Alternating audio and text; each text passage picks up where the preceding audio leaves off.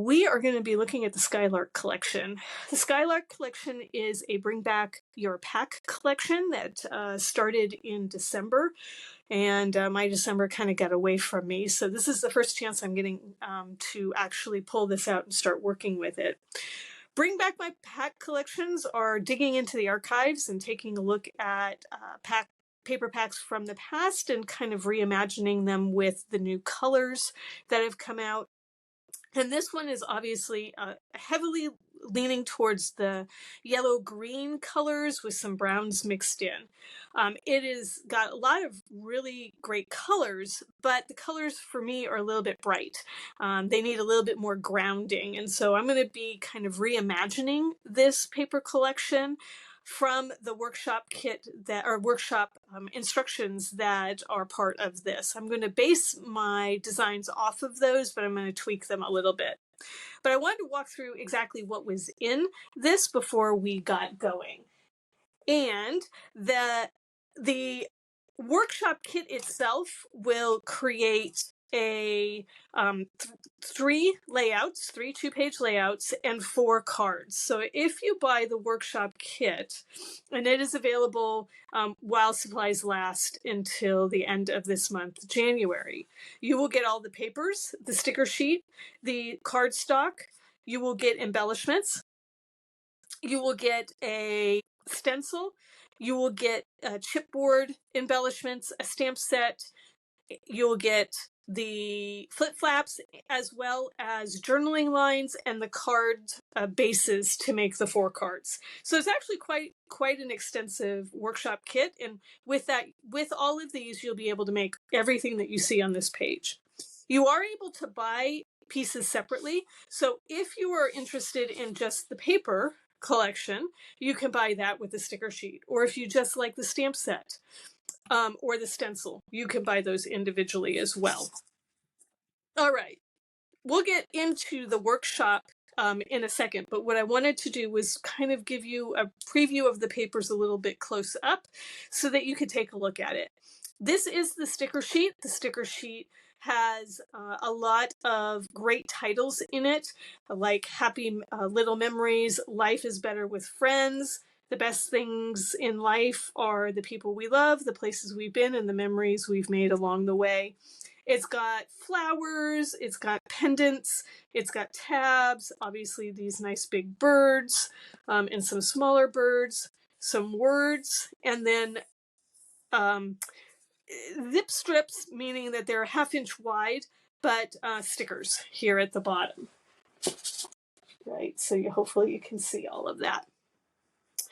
So great stickers that can be used on these layouts or on these cards.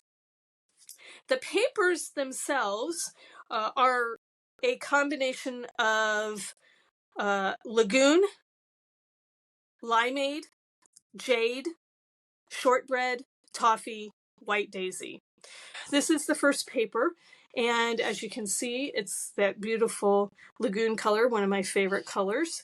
And then the other side is that stripe. Really, really pretty. The second paper is the Limeade with the white pattern on it. And the second paper is the Toffee grid paper. And these papers have details on them. Both of these have details in the upper left corner and in the lower right corner that you can see here. So again, these papers can be cut apart and used, which is what we'll do. You can use these extra pieces in these layouts. I would describe these papers as they could be taken in a couple of different ways, but especially if you look at this paper, it's definitely more of a shabby chic or boho style because there's a lot of overlays. You're overlaying a flower with words and with animals, and then you've got patterns on top of that. And so this obviously has got a lot of layers to it, which is really indicative of a shabby chic style, a boho style. And the browns in here will actually lend themselves to heritage photos as well. So if you're looking at these papers, think along those lines when you're thinking about maybe the photos that you would want to put with these. All right, so these papers, those are the pattern papers, and then you will, if you buy the scrapbooking or the workshop kit, you will also get this stencil. And I'm hoping this shows up okay on the actual screen. This stencil is a gorgeous stencil. So if this pattern paper still doesn't speak to you after you see what I do with it, that's great. I would pick up the stencil though, because the stencil is very usable. It is just a general flower stencil that you can add to a background of a white daisy piece of paper, on top of a card. You could do some really fun things with just this stencil.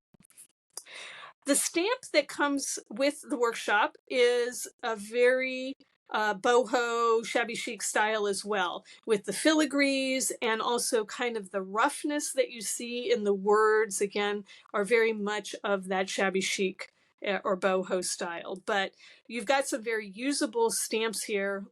You left an imprint on my heart, and this lovely heart here, you and me. Live in the moment. So again, some really fun things. And I do like this little heart here with the swirls in it. I think that's really fun. Just to walk through the other items that you get, these are the die cut shapes that you get with the kit. And again, these are the thicker. They're not as thick as the acrylic, but they are thicker than just cardstock. So those are the die cut shapes. And then you will get teal dots as part of this. Lastly, you will get the stickers that are journaling lines. I'm going to turn this over, and hopefully you can kind of see that in the light as I move it around. You can see that there's wider lines and there are thinner lines that you can use for journaling. And this will be the first time I've used these, so I'm looking forward to that. The other things that I might pull in to this are going to be the journey dots or glitter gems. I really think if you take a look at these papers, that bringing in the journey, which is a darker tone of the lagoon color, I think is gonna work really well with these papers and bring a little bit of heaviness that I think these papers need, because they are very light, and I feel like the patterns are so busy that we need to give the eye a place to rest as we're working with these papers, so that our photos really do shine and not necessarily the papers taking front stage here. Look at the scrapbooking workshop that's part of this promotion. This you can download from my website. You don't have to buy the papers to actually get to this workshop PDF. You can just go to the website, you can go under Skylark, and you can download this. So maybe if you don't even like these papers, but you like maybe the design, the template that was designed by Katie, feel free to download that. This workshop was created by a maker, and she has all of the instructions here, what's needed, the cutting directions, the stamping that you might need to do, and then all of the assembly for these two-page spreads, as well as for the 4 cards. So she's got very detailed instructions here. We'll probably be referring back to these, but like I said, I'm going to take this and I'm going to adjust it so that it is slightly different. So stick around. I will be back after I clean everything up, and we will get going on creating a couple of layouts with the Skylark collection. I wanted to quickly talk about the cutting guide before I cut everything up, so that I could walk you through this one piece of cutting. So this limeade quadrifoil paper has the hero paper, that leveled paper that we were looking at. And in the instructions, the first piece of that paper, you're just going to cut on the quadrifoil side and you're just going to create standard cuts. I think that one's straightforward. But when you get to the bird paper, you are probably orienting it to look at it like this, so that that bird is right side up and these birds are flying in the right direction. But when you come and look at the instructions for cutting, there's a specific way that she wants you to cut this to get the bird in the proper orientation. And so what she wants you to do is she wants you to have this banner that is the striped banner to be in the upper left-hand corner. So she wants you to have the paper in this direction before you make this first 6-inch cut. And that's going to be really important in order to get the birds in the right orientation or get the sections that are for these layouts. Now, like I said, I am following the instructions. I'm actually going to do all of the cutting as she has indicated here, except for the pieces that will be photo placemats and maybe a couple of other of the solid papers. But all of the papers that are part of this that are the pattern papers, I am going to cut as she has indicated. So I just wanted to quickly point that out because this it's important that you look at that orientation. The only other one that you have to think about this is the toffee grid paper with the limeade thatch background. And again, she wants you to orient those papers when you're doing the cutting in a very specific way. The birds here on the left, again, you're probably going to look at the paper with the birds sitting up the correct way. But when you're making the cuts, she wants you to orient the paper this direction to make that first 5-inch cut that is here so that you get the birds separated. And then the same with the back side.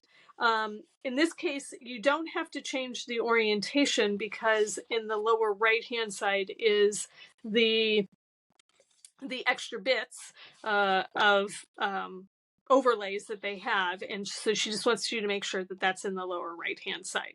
So hopefully that will help before you start cutting into these papers, making sure that you're looking at how she has the orientation of the paper before you make that first cut.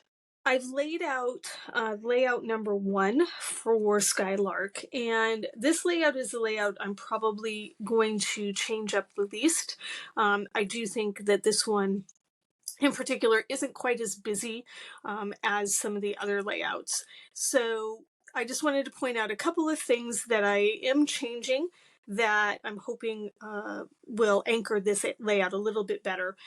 One of the things I'm changing is that the sticker is being used as a transition piece between the stenciling and the patterned paper. And I'm actually going to use the toffee paper instead. I'm going to use a solid, so I'm not going to use another pattern. So again, trying to create a little less busyness and create a transition between this busy patterned paper that you see here and that stencil and the pictures. The other thing that I am changing out is that instead of using the lagoon as the photo placemats, I am actually going to use the journey for the placemats. So I've already got those set up and ready to go with that. The other thing that we're going to need to finish this layout is the limeade ink and the toffee ink. So both limeade and toffee are the 2 inks that we are going to use on this layout. The limeade is going to be used to create the stencil, and the toffee is used to stamp the stamp love, live in the moment over here on the right hand side. So we're going to be using those 2 inks as well. So I'm going to actually just put the toffee aside for right now because we're going to work on the limeade. And really what I've done is I've followed the instructions that Katie put together. So I've just worked through, and what she's asked or is said to do is to adhere all of the pieces down and then do the stenciling, masking off the area. Now, I haven't adhered the pieces down, but I do have them laid out pretty much in the places that they're going to be, and they are all set. So what I'm going to do is I'm going to just bring in the paper, some scratch paper, so that I can mask this off, and we're going to do the stenciling.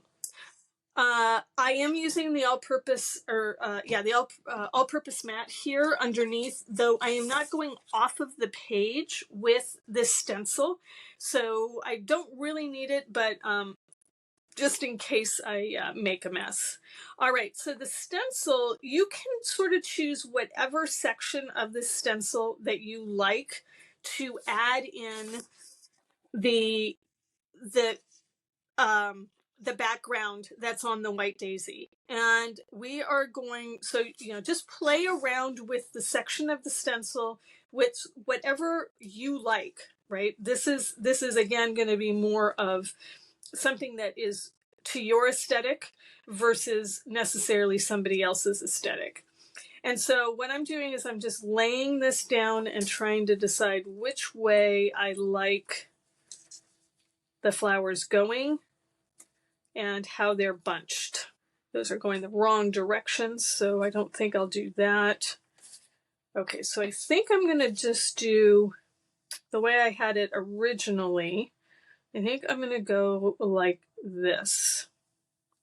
And I need a second piece of paper here, so I'm going to lay that down so that I can cover up my patterned paper. And really this is just so that I can gauge where to start the stencil. So I just want to make sure that I'm not moving these papers around too much since I don't have them taped down, but that I've got the stencil running over the side of those. So we're going to go like that, and that should be good.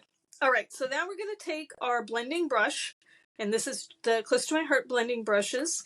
I'm going to open up my stamp pad, and I'm going to go in to this pad. I'm going to hold it. I'm going to go in, and I'm going to get some ink on this brush. Now, it is hard to see. You can't tell because I have used this brush before. But what I want to do is I actually want to sort of tap it off. I'm going to check it on the paper, the scratch paper that I have first, and then I'm going to go back in again, and I'm going to gather some ink back into this. And I usually find doing a circular gets the ink kind of there into the brush the best way. Before I start stenciling, though, I am going to tap off to create a little less harsh lines that might happen. And then we're going to go from the bottom up to the top, but we are not going to re-ink our blending brush, because what I want to do is I want to create somewhat of an ombre look. So I want it to go from dark to light. So I'm going to put the most pressure and the most ink here in this bottom section. And then as I work my way up, I'm going to lighten up this pressure, but it's because I'm actually using the ink on the brush a little bit more, it's actually going to naturally lighten. We do not want to go all the way out to the edges. Okay, we want to keep it kind of contained. I'm going to go back in because I've got some dark areas and some light areas. I want to come back in, try and even those out a little bit. And it's deceptive. When you're stenciling, it's going to look like you might not have enough ink, but you probably do, right? So I've got a nice little blending going out to the edges here. I want it to softly blend out. I don't want harsh lines. So I'm just softly blending that out. And again, I'm going to add a little bit more color here in the middle. I'm going to check it again, and I'm pretty happy with that. Okay. Then I'm going to switch this over. I'm actually going to cover up my ink pad just so I don't put my hand in it, don't make it a mess. And I'm going to lift this up and we're going to switch this over to the other side and we're going to do the exact same thing. So coming over here, we're going to go ahead, make sure our pieces are lined up for the most part so that we know where we're starting. And we're going to go ahead and lay our paper down again, grab our stencil. I'm going to move this out of the way because I think I'm a little bit, there we go. And again, we're going to lay that down, the stencil where we want it. You'll notice I'm not taping the stencil down either. In this case, I don't need to. I could, if I was concerned about it moving around a lot, or if I was doing a bigger area that I was stenciling, a bigger piece, then I probably would tape it down. But for the most part right now, I'm okay because I'm in a small area and I'm going very gently. All right, so I don't want to stencil my paper. There we go. Okay, so again, I'm going to start in the corner where those papers are meeting, and I'm going to put the heaviest hand in that area. Make sure I've got it going up because I want that ombre look. And then as we're going out, the ink is now less on my pad, but I'm also not pressing as hard. I'm pressing a lot lighter. And then I can go back in and I can add more color if I need to. But again, just coming up, creating some light shading here at the top, letting it fade out, lift up the stencil, see if I'm happy with it. That looks pretty good. I don't think I'm going to do much more with that. And we are done. That is a completed stencil layout. Now, cleaning the stencil, yeah, I usually just use a baby wipe when I'm doing a stencil like this one, and I will just take it, put it on a scrap piece of paper, and wipe this off. You do want to clean your stencil when you're done with it so that you don't have any residual ink on it the next time you pick it up for another project. So let's just realign our papers again so that you can see how this looks. So this looks pretty good on this side. These are still pretty aligned. So there's that. And then we're going to have this transition strip that's going to go here on the left and here on the right. Sorry, left, right, getting my lefts and right all mixed up. We actually don't need all of this, so we're going to cut that down. But you can see that created a nice stencil, and we actually used the same section of the stencil, so it's almost a mirror image of each other. You could have gotten a true mirror image by flipping the stencil over onto the other side. So you would clean it first, then flip it on the other side, and you'd have a true mirror image. But that's pretty close. All right, so the next thing we're going to do is we have to adhere all of these pieces together. So again, this particular layout is really straightforward from the perspective of adhering. So we just want to line everything up. And at this point, what I'm probably going to do is I'll speed this up so you can watch this at a faster speed, because you don't really need to see me doing all this adhesive pieces. And then we'll come back and we'll finish this layout, adding the pictures on. All right, so we are coming back now and we've got all of our pieces laid out. The other thing that we actually needed to do was we have two pieces here that are the 4x3 pieces of white daisy that we needed to cut based off of the cutting instructions, and we needed to actually do some ink blending on those as well. So I'm going to just put those on my all-purpose mat. I'm going to grab my brush again and my limeade. And what we need to do is we need to add the limeade ink, add color to the center of the two white daisy pieces. So again, I'm going to bring out my scrap paper so that I can blot off. I'm going to grab my limeade ink. I'm going to load up my brush and I'm going to tap it off, and I'm going to, in a circular motion, okay, I'm going to come in and I'm going to start in the center and I'm going to just gently bring it in. What I'm trying to avoid is harsh lines. What I'm trying to avoid is that I don't want to see a defined circle. And if you go straight in and start doing that, you can create a very defined circle look. So tapping it off, coming in, and then lightly building up this color using a circular motion, tapping or pressure is very, very light. It's much easier to add color and build it up than it is to obviously remove the color. Now, in this case, I could flip this piece over if I didn't really like the result, and I could do it again on the other side of the white daisy, but sometimes you don't have that option. So again, I am just building up the color with the ink that is on this blending brush. I'm just going to come down a little bit more, and I'm pretty happy with that. So we're going to do this again, adding ink, tapping off, and then doing the circular motion, lightly pressured onto this blending brush. All right. Again, pretty happy with that overall color. So I think we're good. We're good there.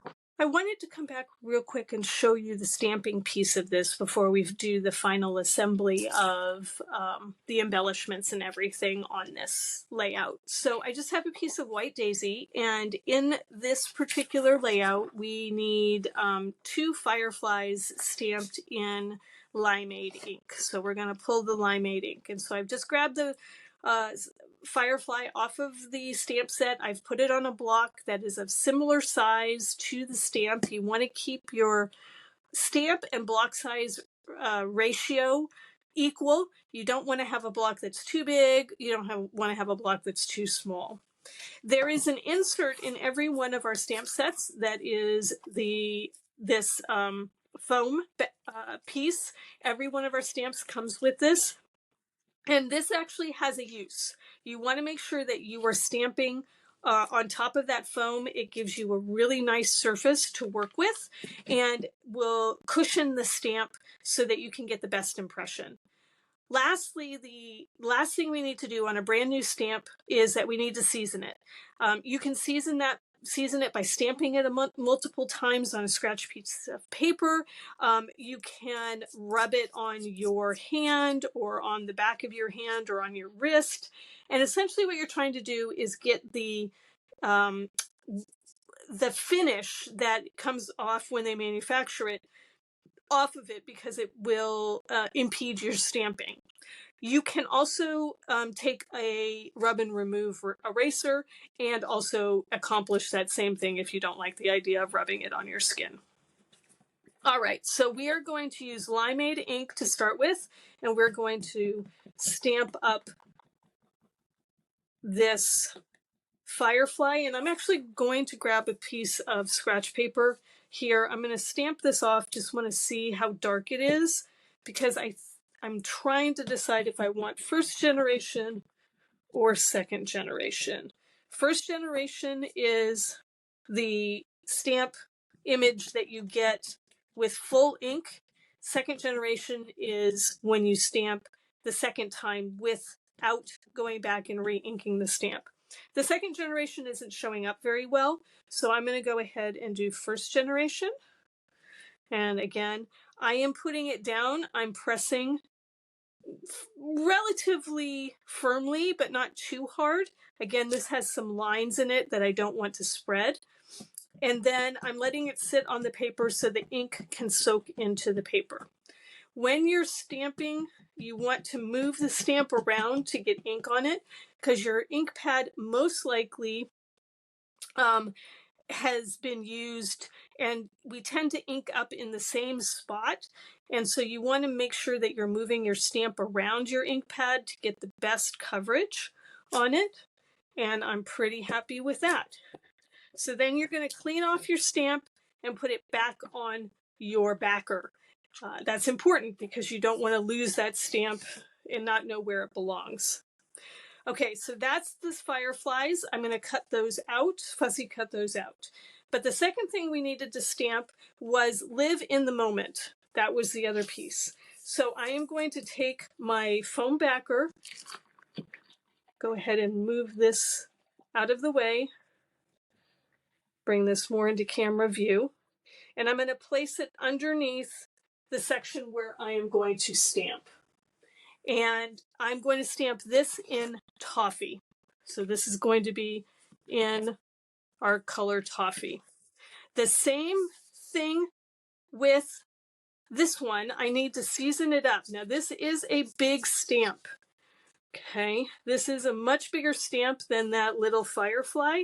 And a lot of times it's easier to actually take the stamp pad and take it onto the stamp versus trying to put the stamp on the pad. So when you're dealing with the larger stamps, doing ink to stamp is a little bit easier than stamp to ink. One of the things you have to be careful of, though, is getting ink on your fingers when you do that. This one, again, I'm going to test run first. I'm going to just put it on my scratch piece of paper, which is why it's nice to have it.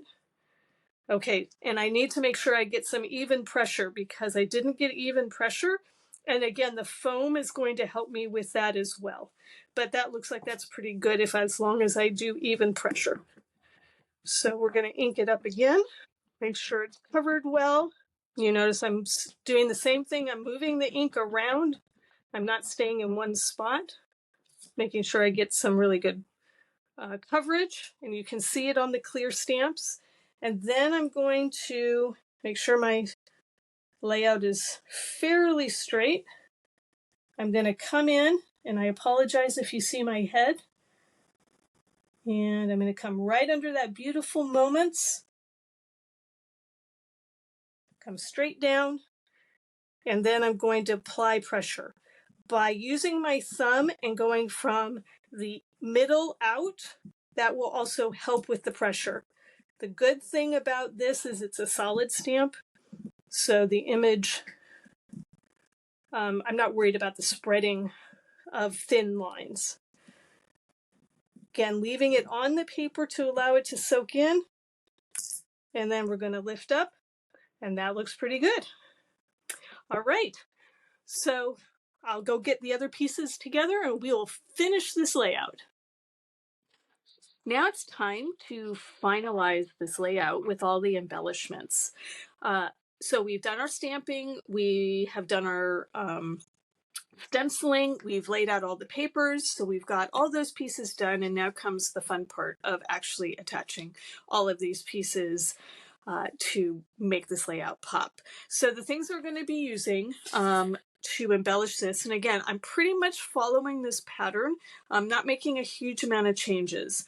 I am making one additional change on the stickers that we are going to be putting on this, but other than that, not making many other changes. So we're going to use this sticker, Happy Little Moments, that's going to go up here in the left. And we have a zip strip that Katie has us cutting apart. The problem that I had when I was laying this out, and I did cut a zip strip apart, is that over here on the right-hand side, she had amazing, this happened as the two pieces here above live in the moment. And because I switched out my piece for the toffee, I don't really think this one works. So I'm actually going to grab the adventure sticker off of this, and I'm going to use the adventure sticker, and then I'll replace this happened where she has the adventure sticker maybe in the other layouts. The other thing that we need are the die cut shapes. So we're going to be using the butterflies and adding those in. And then I did the fussy cutting for the fireflies that we already stamped. So, oh, and the last thing that we need are the journaling strips as well. So I'm going to just set some of these things aside, and we're going to start doing some adhering and doing the placement of these pieces. Then we're going to take our sticker. So the happy little moments, we're going to take that off of the sticker sheet. And actually we're going to go ahead and add 3D foam tape to this. So what I'm going to do is I'm going to take my anti-static pouch, which just has this, and I'm going to do it off camera because I don't want all this powder on my layout. But essentially I'm going to take this and I'm going to tap it across that sticker so that I remove the sticky portion. So it's no longer going to be a sticker anymore. And hopefully you might be able to see some of that powder that's in this anti-static pouch. And that allows me then to put some 3D foam tape on this so that I can make it pop up. And I did end up with a little bit of that powder on my layout, so I'll have to take that off. But I'm going to just grab some 3D foam tape, and I am doing the standard size. This is the standard 3D foam tape. I'm not doing thin 3D foam tape. I do want this to stick up with some prominence here. So I'm just putting 2 strips of that on. And I was using the end of the roll that was on that first piece. So I needed to put some sticky on it.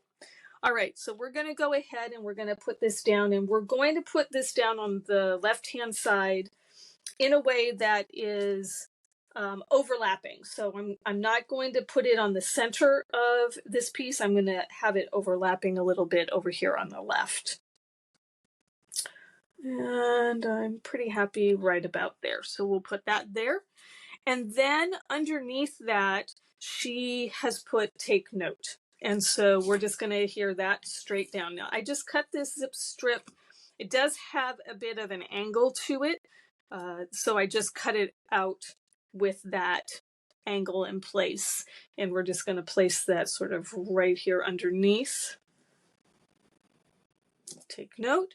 And then we're going to pull out our smaller butterfly. That's part of the die cut sheet. So I'm going to grab that, and we're going to take out the smaller butterfly. And while we're here, we'll go ahead and take out the bigger butterfly as well, because we're going to need that for the right-hand side. So we'll just take that guy out and do that.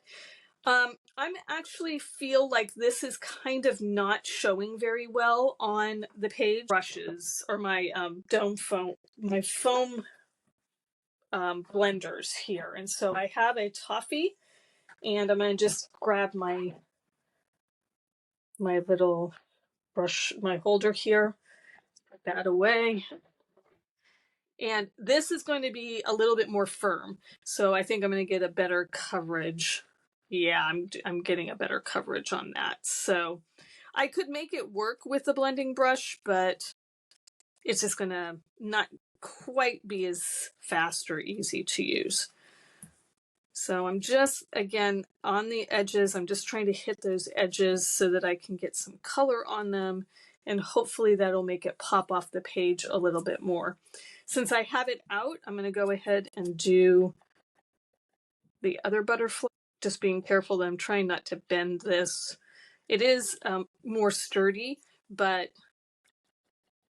I am putting some pressure on this paperboard, and so I want to just be careful that I don't bend it by what I'm doing here. Okay, I need to get a little bit there on the top, a little bit down there in that crease. All right, I think I'm pretty happy with that. Again, I think that gives it a lot more dimension and lets it pop off the page a little bit more than just leaving it punched out directly from the die cut sheet. All right, so that butterfly we are going to also pop up, and I'm going to grab my 3D foam tape again. and cut some smaller pieces to put on here, 2 pieces to give it some stability on both sides of those wings. And then the last thing that we're going to do on this page is we are going to add some journaling strips. So I think we're going to angle it in like that. Okay, so these journaling strips, again, there are thin strips and there are thick strips. What I'm going to do is I'm going to use the thicker strips, and I'm going to just take a look at, I think I want one strip to be about there. And what I'm trying to do is I'm trying to create different lengths of these strips so that they are visually appealing. So what I'm going to do here is I'm going to peel up this first strip, and I'm going to leave the backing on the strip so that when I'm ready to put my photos on, I am able to peel that backing off at that time. Also, the fact is I don't know what I'm going to journal right now, so I don't know how many journaling strips I'm going to need. I might need to add a few more. But the idea is by leaving the backing on this, and when I place this then down on my layout, that backing is going to allow me to still slide my photo under there, but allows me to keep these photo strips kind of available. So I'm going to go ahead and do, let's see, maybe we'll do a shorter one this time. So I'll cut that guy. And I'm just playing with sizes here. And we can kind of trim this out this way. I'll just take it all the way to the end there. And then we can go ahead and cut off this backer. Again, leaving extra backer isn't a big deal as long as it's stuck down somewhere on the main page. So again, I'm sliding this one a little bit more to the right. And then we're going to add one more here. And I think we'll do a longer one right there. So it all depends on how you journal. You can use these strips or not use these strips, whichever way you like to do journaling. If you like to tell long stories, this might not be the best option. But if you've got pictures that have, just snippets of things that you want to put on, Katie's actually put a lot of journaling spots kind of on this layout that you can use, and you can do the same thing that she's done, where she's got a journaling spot sort of here in this lower left. She's got some journaling up here on the upper right. She's got journaling down here on the lower portion, and then she's using this box to actually put some date information in. So she's actually put a lot of spots for you to put journaling in, which is great. It's a great use of space. All right, so now we're going to put our dragonflies down. So we have 2 dragonflies that we cut out or stamped and cut out. So we are actually going to pop these up as well on 3D foam tape. That piece is a little too big. So I want to put some in the middle of that dragonfly, and then I'm probably going to cut this thin 3D foam tape in half. This is where your scissors, your Teflon scissors can be really helpful, because then the 3D foam tape does not stick to your scissors like it would. The adhesive doesn't bind up to the scissors. So again, going to take a piece, I'm going to just cut it in half, and then I can put that on the wings. And then I need a small piece for the tail. So I actually need less than half. So I'm just going to go in again, and I'm just going to take a small sliver. And the only reason I'm doing this is I want to make sure that again, dragonfly is stabilized on the layout, especially, getting it into a page protector and things. So I want to make sure that that's not going to flop around or tear off. So hopefully I made that small enough. Yep, I think I did. Okay, so we will do that on the second dragonfly as well. And then the last thing that we're going to do on the left side is we're going to add some of those journey dots to this layout. And perfect day. We're going to add perfect day in there as well. Sorry, this is the boring part. I probably should have prepped this before I got on camera, but I'll try and make it quick here. All right, one more for this, and then I am going to, I think I'm going to leave perfect day flat. So we're going to put perfect day down first, and we're going to put that underneath the box. I actually like it attached to the box a little bit better. I feel like it's floating out there if it's down here at the bottom. So I'm actually going to just do a little bit of an overlay just so that they're connected.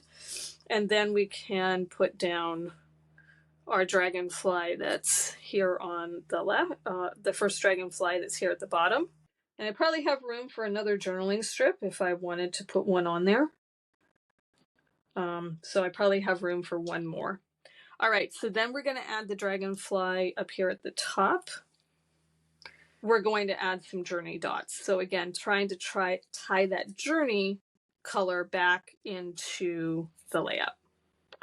All right, so we're gonna do, I think I like it right there. So there's that. Okay, so then the last thing, like I said, is pull out our journey dots. I have my teal dots. You just have things sitting down and then they disappear. There they are. Okay, I put them back in their spot. So we're gonna pull out some of these guys, and we are going to use, I think we are going to use the dots. Now, I didn't line mine up exactly the same way that she did, so I'm going to go ahead and put, I'm going to use the medium dots, and I'm going to put 2 down here, and then I'm going to take the other 2 medium dots. I think I'm not going to add any more, actually. She's got 2 and 2, but I think I'm going to leave them for the other side, just because of the placement of my journaling strips. All right, so the left-hand side is pretty much done. So now we're going to move over to the right-hand side, and we're going to finish up that one. Okay, so the right-hand side doesn't really have much more than, again, the journaling strips that we can add here to the bottom, and then the addition of the stickers and die cuts here. So we're just going to go ahead and cut a couple of these journaling strips off of the paper.